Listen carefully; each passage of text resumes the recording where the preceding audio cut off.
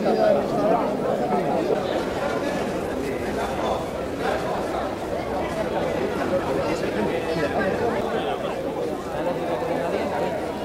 que teño uso de razón, cada domingo na miña casa presentábase a mesma disputa. E é que na antigüedade xa era costume que os homes abandonasen o fogar en busca do alimento. Unha rica dieta, por outra banda, na que tamén se atopaba o homenaxeado de hoxe, o xabarín. Pero claro, as cousas cambiaron moito e as necesidades e os útiles xa non son os mesmos. De feito, o que antes se facía con lanzas, agora faise con rifle e no caso de algúns hasta ca defensa do coche. Llevo de la mano corazón y ahí nos amamos.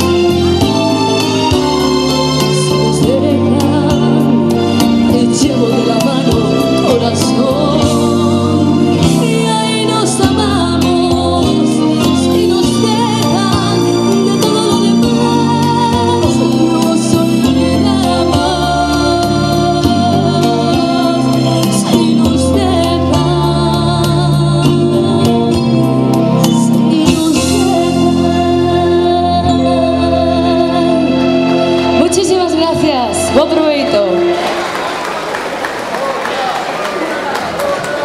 Bueno, queredes outra?